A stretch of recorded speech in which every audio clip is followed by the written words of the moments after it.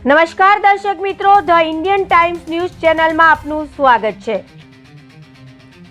ઉત્તરાયણની મોજ। છોટાઉદેપુર સહિત દેશભરમાં યુવાનોએ મકર સંક્રાંતિ પર્વની મોજ માણી। એક કાપ્યો છે લપેટ, કાટ કાટ જેવા ગગનભેદી નારા સાથે ડીજેના તાલે નાચ ગાન ઉમંગ ઉત્સાહ સાથે ઉત્તરાયણ પર્વ ઉજવવામાં આવ્યો। ફટાકડાની આતિશબાજી થતા દિવાળી જેવો માહોલ જોવા મળ્યો।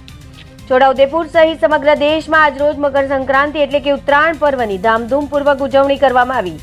2 દિવસ રંગબેરંગી પતંગોનો આ તહેવાર સર્વે માટે ઉમંગ ઉત્સાહ અને મોજ મસ્તી કરવા માટે હોય છે।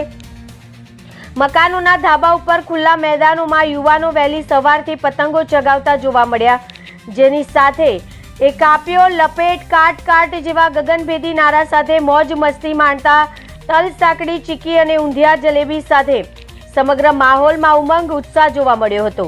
અત્રે ઉલ્લેખનીય છે કે છોટાઉદેપુર જિલ્લા સહિત સમગ્ર દેશમાં આજરોજ મકર સંક્રાંતિ પર્વની ધામધૂમપૂર્વક ઉજવણી કરવામાં આવી। યુવાનો સહિત મહિલાઓ, બાળકો સર્વે ધાબા ઉપર જોવા મળ્યા હતા। સાથે સાથે પવનદેવ મહેરબાન થતા પતંગ ચગાવવાની મજા આવી હોય ધાબા ઉપર સર્વે આનંદિત જણાતા હતા।